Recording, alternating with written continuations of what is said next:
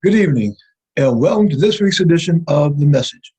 I am your host, the Knowledge King. We'll spend this next hour with one purpose in mind, and that one purpose is delivering the message that God is Almighty. All right. Everything that ever was, is now, or ever will be is a piece of God. Everything that ever was, is now, or ever will be was made by God. Everything that ever happened, is happening right now, or ever will happen, was made to happen by God. God is the master plan for all time and all creation. God is Almighty. The message is brought to you by, is produced by the Society of Knowledge Incorporated. The Society is an interdenominational ministry. Our members come from various different religious and spiritual backgrounds. We have various different religious and spiritual beliefs. Although we come from different backgrounds and have different beliefs, there's one belief that we share. There's one piece of knowledge that we hold in common.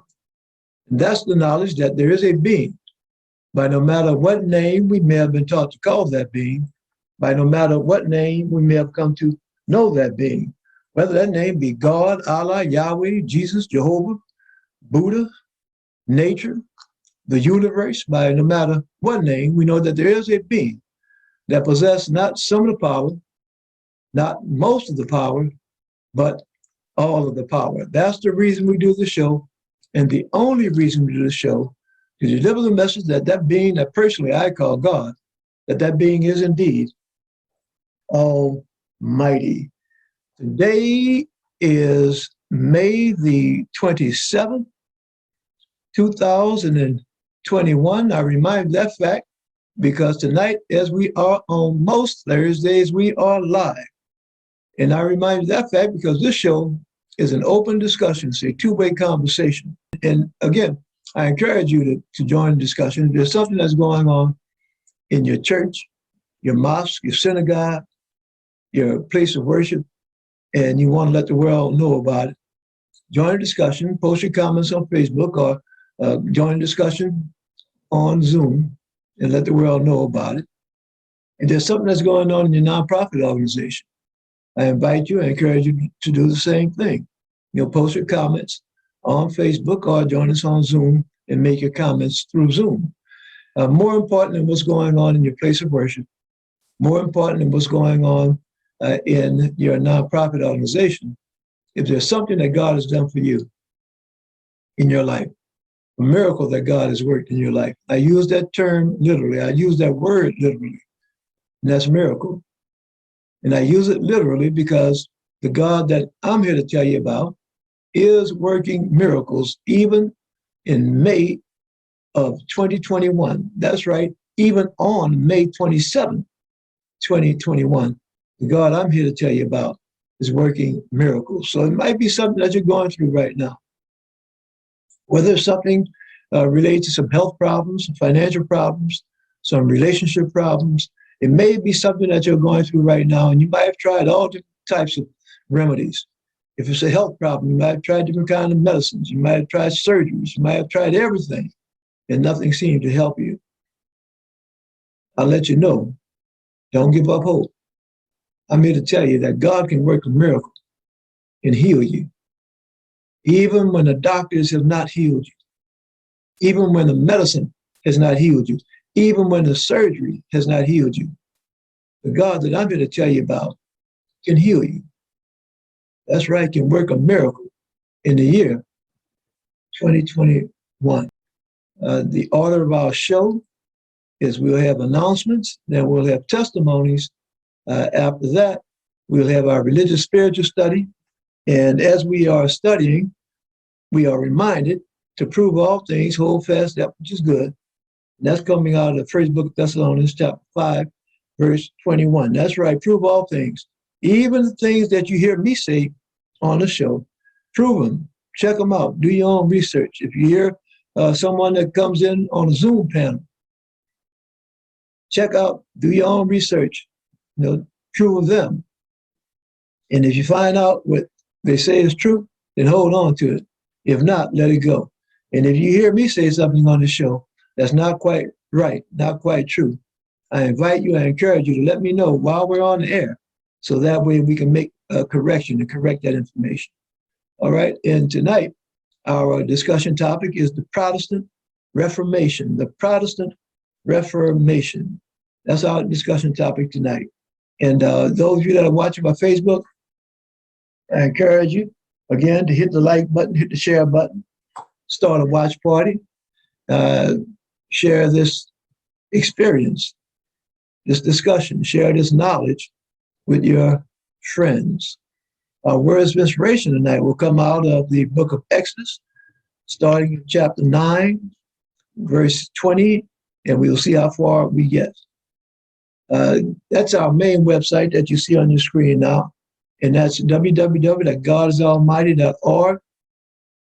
I encourage you to lock that website into your web browser, and 24 hours a day, 7 days a week, you can go to that website, and you can go, there are links there to all of our social media platforms. You can learn more about the ministry, more about the Society of Knowledge by going to our website. And our website, again, www.godisalmighty.org. You kind of see a theme developing there. God is Almighty. That's our website address.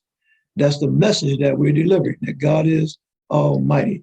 And when you go to that website, there are links, as I said, to all of our social media platforms. We have a blog page, we have a Facebook page, Twitter, Instagram, YouTube. You don't have to worry about writing down all of those different addresses. Just go to our main website. When you're on the main website, there are links that you can just click on, and it'll take you to all of our social media outlets. The message tonight is coming out of New Orleans, Louisiana, but on the first and third Sundays at 9 p.m.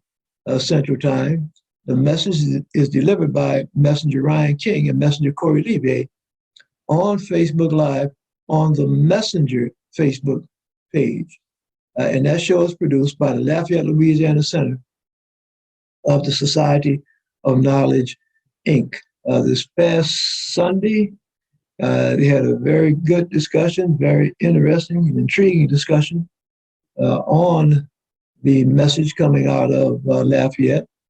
And as I've said, I encourage you to check them out the first and third Sundays at 9 p.m. The Lafayette, Louisiana Center, you just heard me talking about that, but the Lafayette, Louisiana Center of the Society of Knowledge, Inc. is presided over by Messenger Ryan King. The Opelousas Center of the Society of Knowledge, Inc. is presided over by Messenger Corey Levier. And the Central Florida Center of the Society of Knowledge, Inc. is presided over by Messenger T-Nob L. So I encourage you to check all of the different centers out.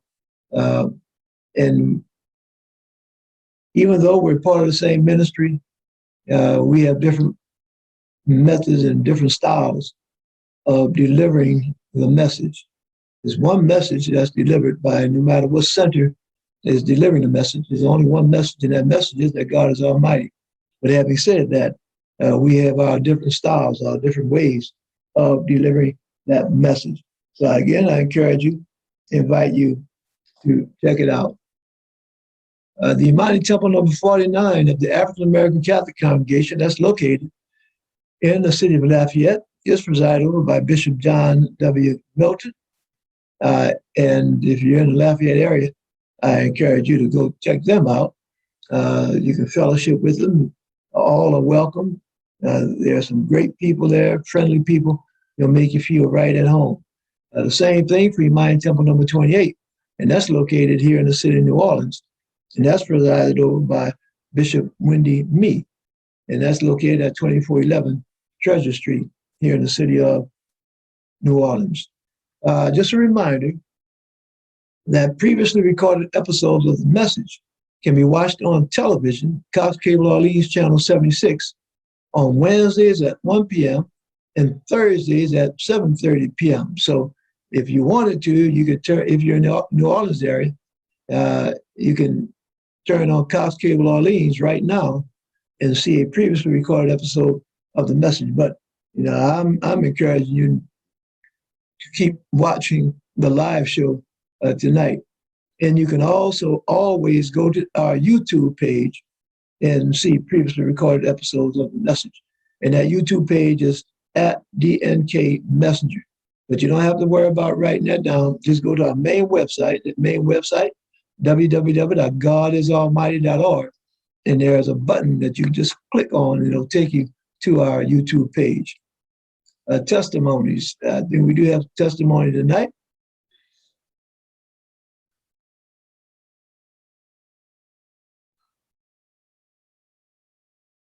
All right.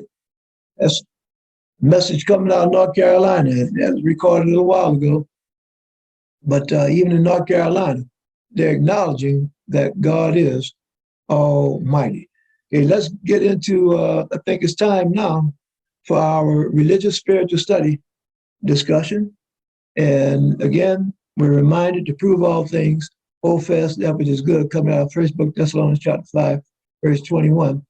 And tonight's discussion topic is the Protestant Reformation, the Protestant Reformation. And okay, as we get into that discussion, just a little bit background, and there are probably the majority of the viewers, of you viewers, are Christian and identify yourself in some form or fashion as being a Christian. But there are many Christians that really do not have knowledge about the history of Christianity and the growth and development of Christianity. And tonight, we're going to discuss a topic, the Reformation, okay, the Protestant Reformation. Some of you have heard that term before about the Reformation, but maybe don't really have a good idea of what it is. But just a little bit of background about Christianity. As you may know, may be aware, that term, Christianity, did not exist when Jesus Christ was walking on earth. It didn't exist. That religion of Christianity didn't exist when Jesus Christ was walking on the earth. That's something that developed after his death. And there are various schools of thought as to whether or not Christianity itself is actually a new religion, or if it's an offspring of a religion or a movement that previously existed. But for our discussion tonight, we're not going to really go into in depth about that. And we've talked about that before. We have spoken about that. We've talked about the Essenes and other Jewish sects that existed prior to the development of Christianity, but we're not going to dwell on that tonight. Tonight, we're going to talk about the development, the growth, the development of Christianity. And after Jesus Christ's death, when you read in the New Testament, starting with the Acts of the Apostles, you'll read about the development and the formation of the early Christian church. You read about Paul writing letters to the several different Christian churches. And what you read in the Acts of the Apostles and the different epistles of Paul, what you read is how Paul is trying to get these different organizations that identify themselves as being Christian to get them all on the same page to get them teaching the same doctrine. Okay? So that's in the New Testament. And you hear scholars talk about the apostolic age and then the post-apostolic age. Well, in the 3rd and 4th century AD, or Christian era, you'll see how the church came to consolidate itself even more, to really develop a form. There were different councils that occurred. You had folks in one part of the world that had a particular doctrine. Folks in another part of the world had a different doctrine, but still called themselves Christians. And councils developed. So you had bishops, or people that called themselves bishops from different areas, different countries, that came together and voted on what was going to be the official role of the church, the official teachings of the church, what was going to be the orthodox doctrine of the church. So as I said, this is the 3rd and 4th centuries. And what developed out of that form of Christianity is you had bishops in what's called the East and bishops in what's called the West that really couldn't come to an agreement.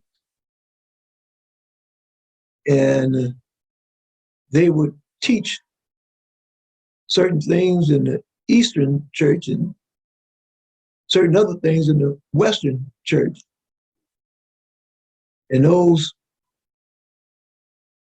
the Church of the East in Greece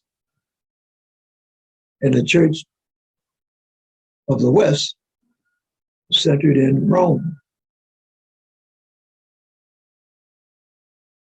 And they've developed side by side with different philosophies, different teachings, different hierarchies. And in the West, that church that was centered in Rome, that church presided over by the Pope. That was the Catholic Church.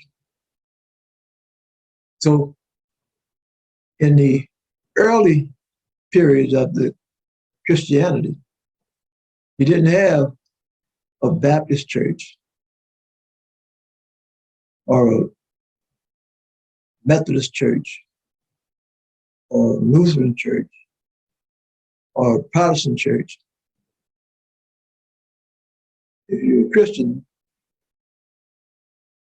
the primary, predominant Christian religion, Christian church, was the Catholic Church.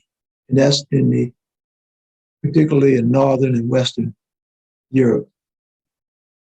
So we're going to get into that Catholic Church and discuss a little bit about it. And I thank my wife. I see my wife has joined us on Facebook. Thank you for joining us.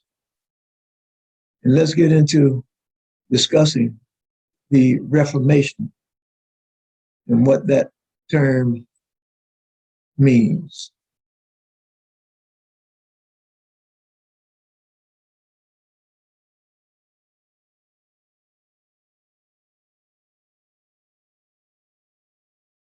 The Protestant Reformation was a 16th century religious, political, intellectual, and cultural upheaval that splintered Catholic Europe, setting in place the structures and beliefs that would define the continent in the modern era.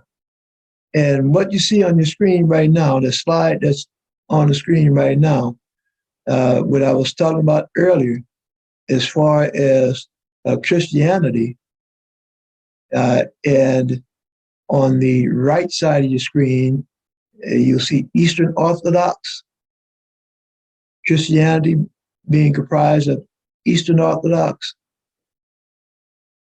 in Eastern Europe, and in Western Europe, the Roman Catholic. And as I said earlier, the Eastern Church, its headquarters, its base was in Greece. And the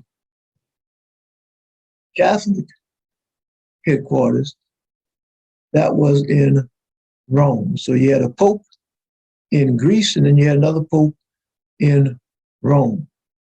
And as you see, the Roman Catholic and most of the Christian world today are under the influence of the Western Christianity, which is an offspring of the Roman Catholic Church. And as you see those areas on the left side of your screen, you see those countries of Ireland, Britain, France, all part of the Holy Roman Empire. And if you look towards the bottom of your screen, you'll also see Egypt.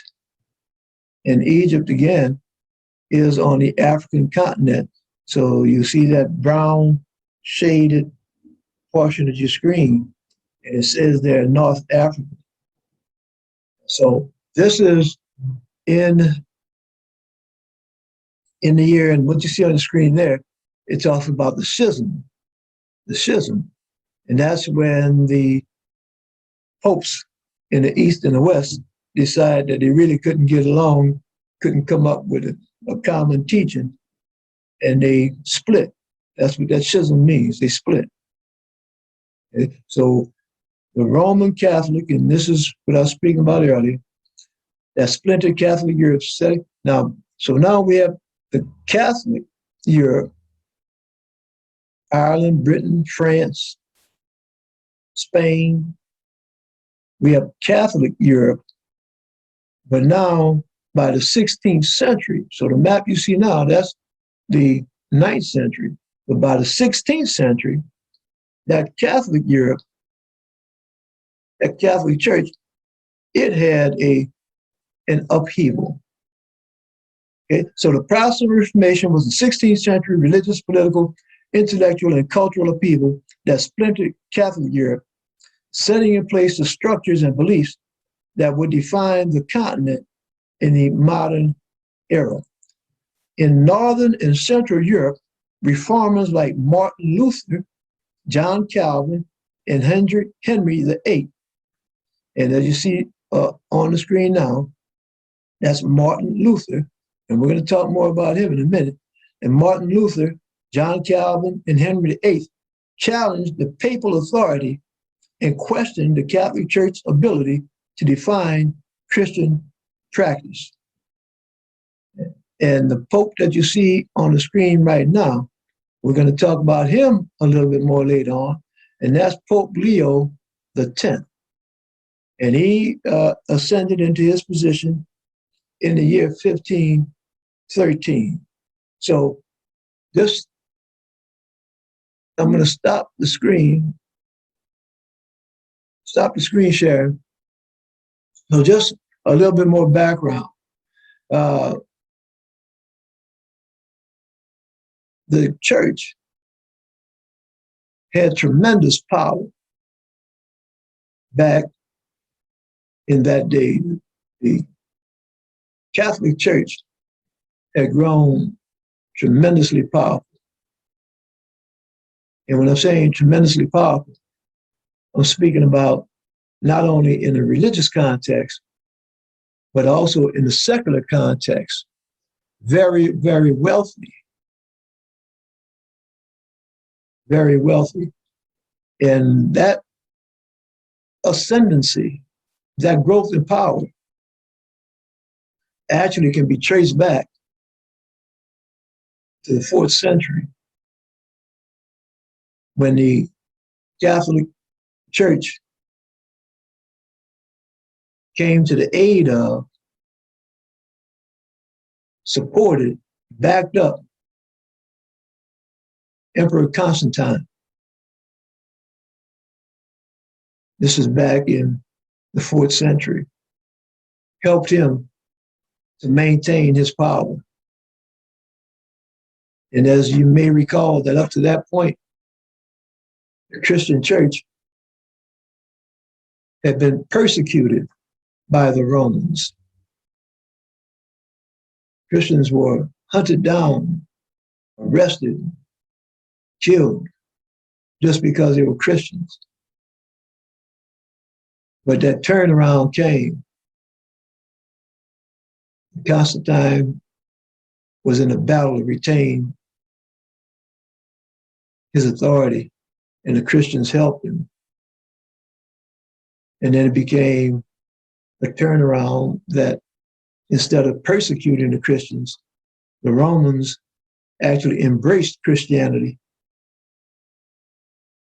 and made it a recognized religion in Rome.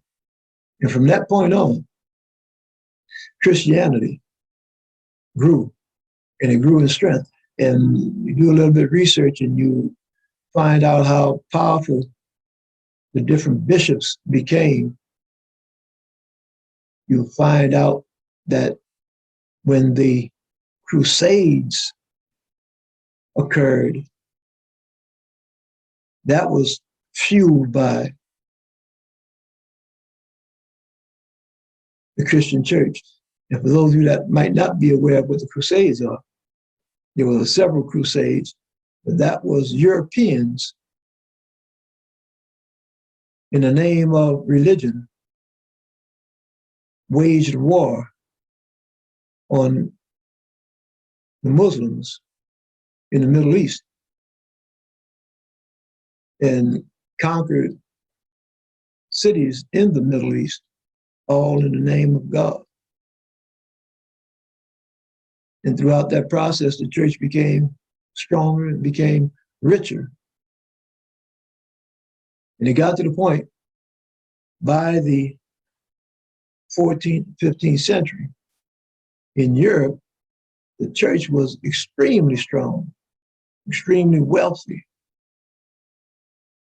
And that's the background of that Reformation. In Northern and Central Europe, reformers like Martin Luther, John Calvin, and Henry VIII challenged papal authority and questioned the Catholic Church's ability to define Christian practice. So we see they were not pleased. Certain folks weren't pleased with certain church practices. Historians usually date the start of the Protestant Reformation to the 1517 publication of Martin Luther's 95 Theses. Martin Luther was an Augustinian monk and university lecturer in Wittenberg, Germany. When he composed his 95 Theses, which protested the Pope's sale of reprieves from penance or indulgences. Now, what you see on the screen now, that's an artist's portrait, a rendering of indulgences. And what indulgences were was that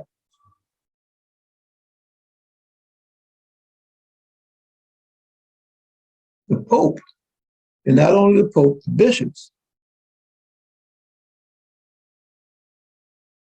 would give you a piece of paper that was like a get out of jail free card. But it wasn't a jail that was here on earth. It was a jail that's known as purgatory. Now, in the Catholic teachings, and what you see on the screen now is a depiction of purgatory. And at the top, that's supposed to be a depiction of heaven, with Mary holding the baby Jesus up in heaven. In the middle, that's a picture of somebody that's dead. That's their soul, but their soul is not quite into heaven yet. And at the bottom, that's a depiction of folks that's supposed to be in hell. So this purgatory is like a halfway point, a halfway house between heaven and hell. And if you had lived such a life that you had committed sins, and it wasn't sins that were bad enough for you to go to hell, but it was bad enough to keep you out of heaven, you'd be in this halfway house, this purgatory. And you wouldn't be in there for an indefinite period of time. And folks could pray you out of purgatory so that you can get up into heaven. But the church developed something, and that was called indulgences. Whereas if you paid while you were alive, if you paid a certain amount of money, you could get an indulgence. Like I said, it was a get out of jail free card. So that when you died, instead of staying in purgatory, you could just go straight up into heaven. Or instead of staying in purgatory for 100 years, you could just stay there for 50 years if you pay enough money. Yeah. So that's what was going on there. Now that right there, that sounds kind of shaky from the gate. That if, first of all, it sounds kind of shaky that there's a heaven and a hell. That's my opinion. That sounds shaky. Then it's even shakier that there's a space in between heaven and hell, like a waiting room, a halfway house. And then even shakier than all of that is that you could pay your way out of that and go into heaven. So if you're a poor man and you committed certain sins and you couldn't make it quite into heaven, you might be in purgatory for 1,000 years. But if you was a rich man, you could go and get a pope or get one of those bishops enough money, and you get a piece of paper, an indulgence, that when you die, you didn't have to worry about sitting in purgatory. You just said you had your indulgence, and you could just go ahead up into heaven. So I said, that sounds shaky to me. Well, it didn't just sound shaky to me, but it sounded shaky to Martin Luther. It sounded shaky to John Calvin. It sounded shaky to a whole lot of folks. And by the 15th century, or the 16th century rather, those whole lot of folks became bold enough to start voicing their disagreement with that philosophy about indulgences. And this was started, that movement that was called the Protestant Reformation. Now, you heard me say something earlier about Christianity. They didn't have any Protestant religions or Lutherans or Methodists or anything else like that until the 16th century. And that's where that comes from now, that term, Protestant. Okay? Protestant, the protesters. It didn't start with Martin Luther, but he was one of the most vocal leaders. And what Martin Luther did, and I will finish reading this, historians usually date the start of the Protestant Reformation to the 1517 publication of Martin Luther's 95 Theses. Martin Luther was an Augustinian monk and university lecturer in Wittenberg, Germany, when he composed his 95 Theses, which protested the Pope's sale of reprieves from penance or indulgences.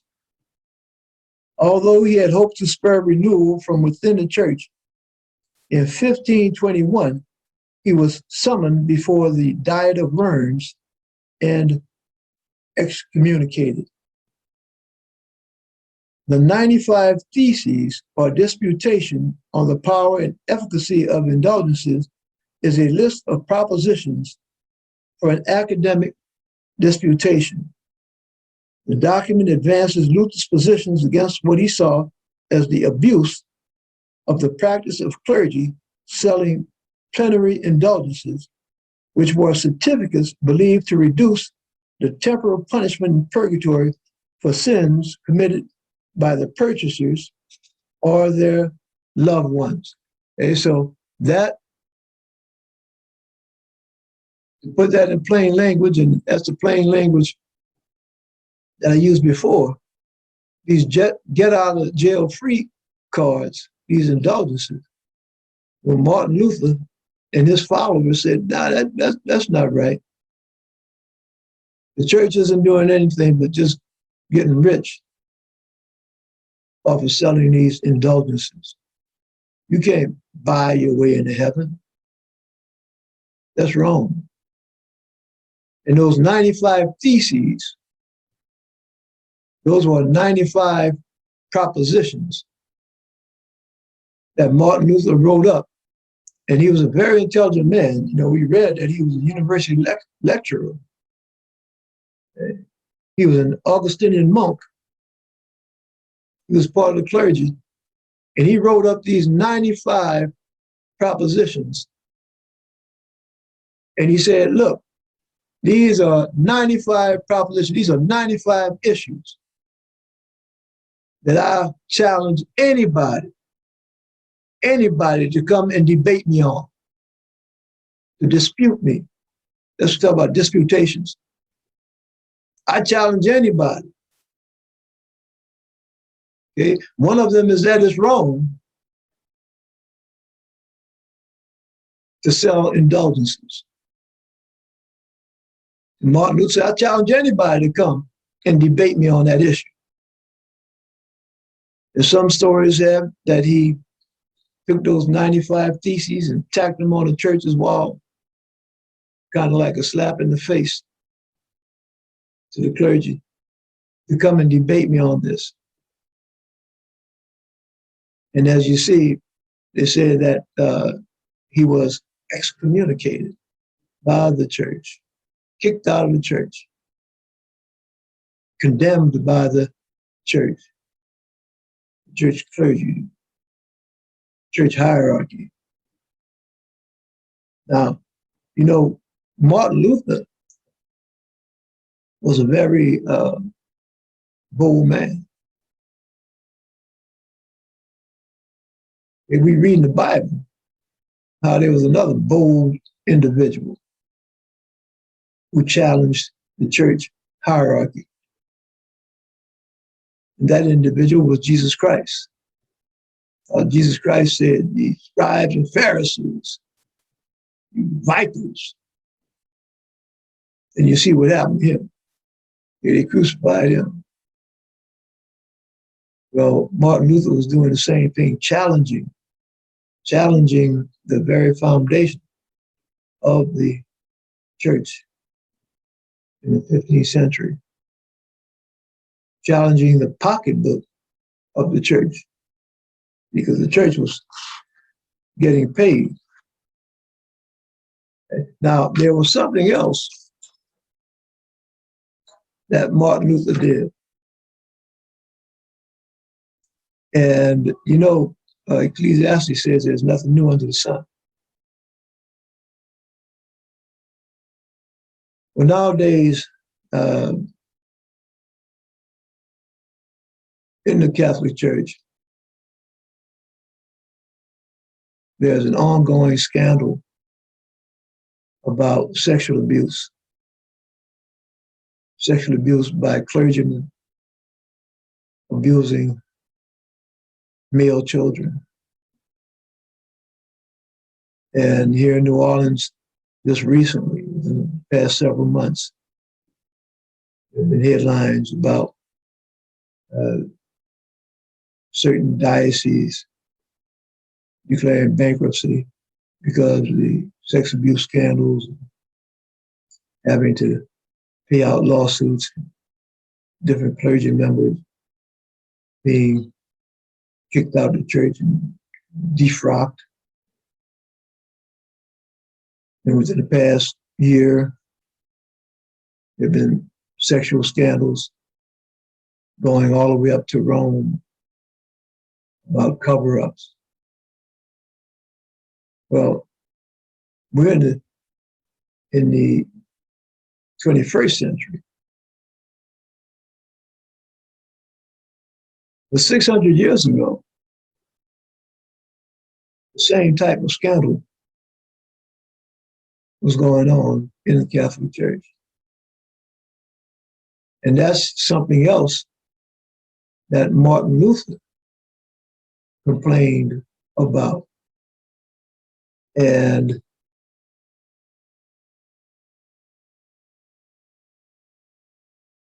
what he was complaining about at that time, he was complaining about Pope Leo X. And that's the fellow in the middle of the picture on your screen right now. And I'm just going to read a little bit about Pope Leo. According to Martin Luther, Pope Leo X had numerous affairs with men well into his reign as Pope. He chose handsome page boys to wait on him, and his sexual appetite resulted in a string of one-night stands across the city. Leo's predecessor, Julius II, bankrupted the papal treasury on conquering land and decorating the Vatican. To raise funds, the Pope, and that's Leo, forced the public to pay fines for transgressions such as incest, premarital sex, and sodomy. While the people of Rome paid for their sins, Leo X openly flaunted his favorite lover, the singer Salomondo, at the papal court. When the people of Rome resisted paying the taxes, the Pope threatened them, claiming that they would languish in purgatory or worse if they did not pay the fines. According to Martin Luther, when a measure came forward in the Curia to pass a papal bull to limit the number of boys that cardinals kept as their lovers, Leo vetoed the motion. Martin Luther, in his denunciations of the Roman Catholic Church, claimed that popes and priests commonly practiced sodomy. So we're talking about the 16th century and that scandal going back. And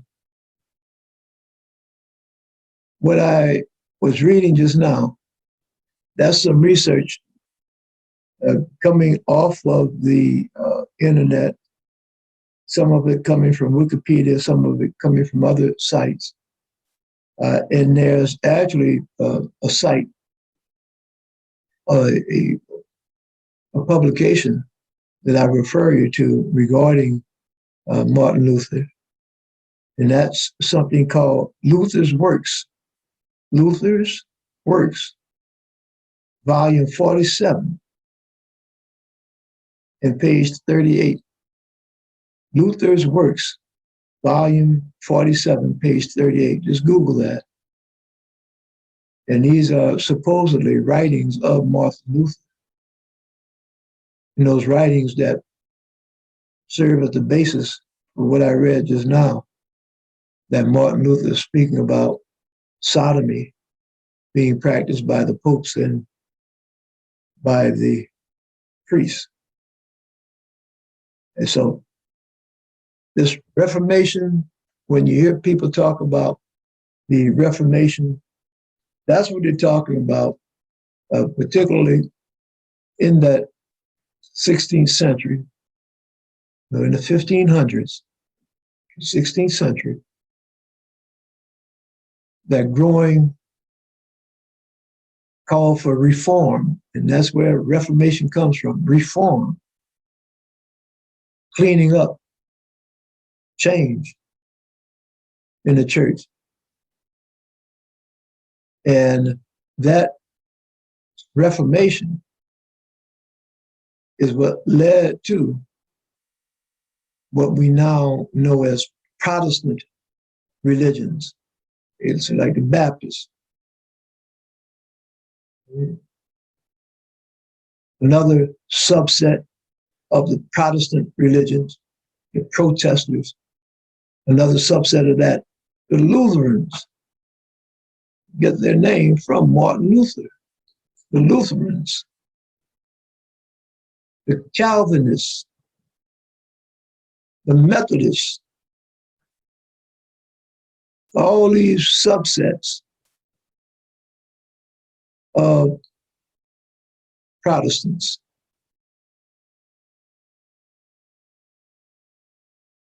All, including the Catholics, all part of the Christian religion. Brother Levier, Messenger Levier, thank you for joining us on Facebook. That's where when we talk about the Reformation, the reforming of the Christian church, the reforming of the Catholic Church, that's going back to the 16th century, the 1500s. And yes, Messenger Levier, there's nothing new under the sun. All right? That demon of perversion and child molestation must be driven back into the darkness. And I want to be not wanting to bash any particular religion. And I just put it out there that when we read about what the Catholics have done, and that, particularly in the area of sodomy, that stretches across religions. That stretches into many Protestant churches. We read about Protestant, about Baptist pastors, music ministers, deacons, practicing sodomy and molesting young boys. So that's just a little bit history about the Reformation. So when you hear folks talk about the Reformation, now you know what they're talking about. And when you hear folks talking about the Protestant church, now you have a little bit better understanding about what that means and how the Protestant church developed. And you know, the thing about this is that there are millions, I'm not saying thousands, I'm saying millions of people that from when they were first brought into the world, that were raised in a church,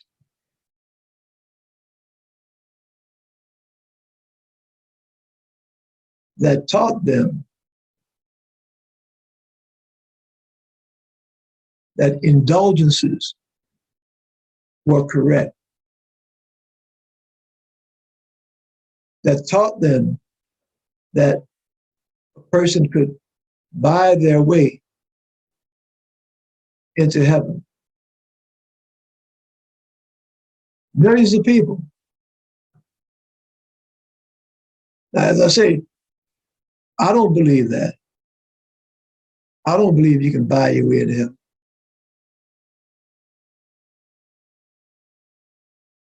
But there's millions of people that were taught that. It was millions of people. Understand what I'm saying now?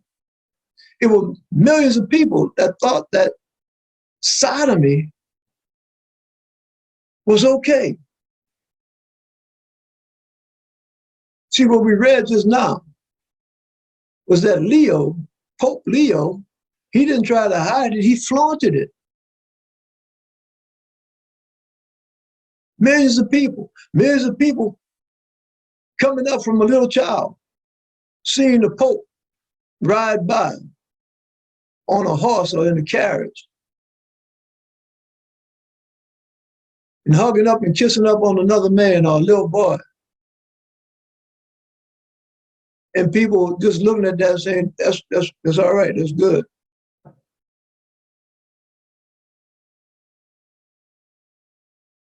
And Messenger Levy, if you look around right now, you look around in the world now, and you see the movement about homosexuality and gay rights.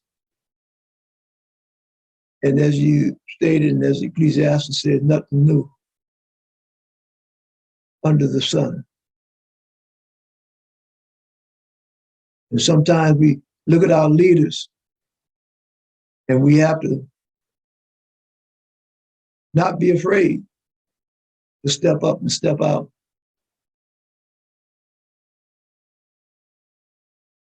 And that's some of us that God inspires us and puts that spirit in us. There's some of us that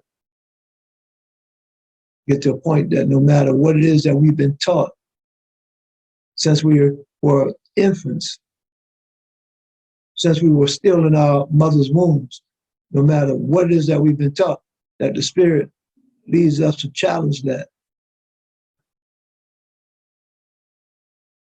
Even though it might be something that's been taught by our mamas and our daddies, that's been taught by our religious leaders, that's been taught and taught and taught.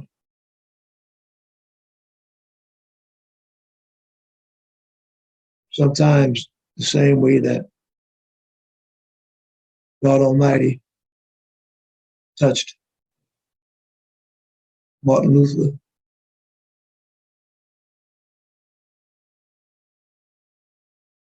Sometimes God puts people in positions to do the job that they've been prepared for. Sometimes that job is not an easy job. As we read that Martin Luther was excommunicated, kicked out of the church. And Mr. Levy, as the comment, I'll just read it. Most Christians are ignorant of or choose to ignore the origins and sources of principles and traditions that shape and form the religion to this day. And that's a very, very astute observation, Messenger Corey. And there's a saying that I've heard, and that saying that I've heard is ignorance is bliss. Ignorance is bliss. that if something is going on, I'm better off not even knowing about it.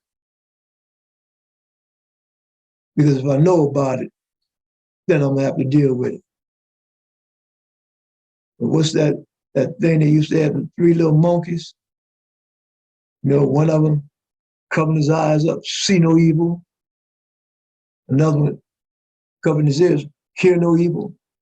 Another one covering his mouth, speak no evil. Ignorance is bliss. Sometimes when your eyes get open just a little bit, it can be challenging. So this is what reality is. I thought it was this, but now I see it really is this. As God's plan. They say God has a master plan for every last one of us. Pope Leo, all of us, part of God's master plan. Everything that happened had to happen for a reason.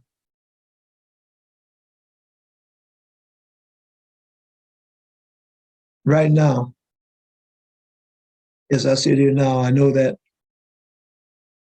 600-700 years ago, there were folks that thought they were doing the right thing. And then 500-600 years later, it turns out that they were doing absolutely the wrong thing. And I don't know right now how God's gonna, not how God, but how man or men will judge my actions 100 years from now, 1,000 years from now.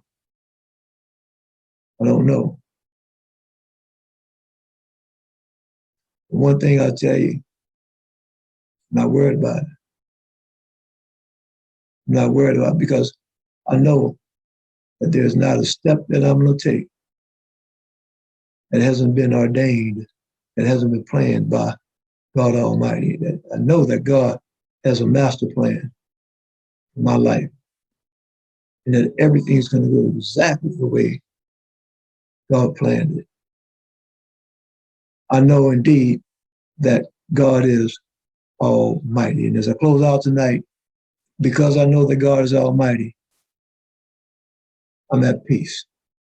And that's my prayer, that in this upcoming week, no matter whatever it is that God Almighty has planned for you, that God Almighty blesses you and yours with peace. Until we meet again here next Thursday on The Message, may God Almighty bless you and yours with peace.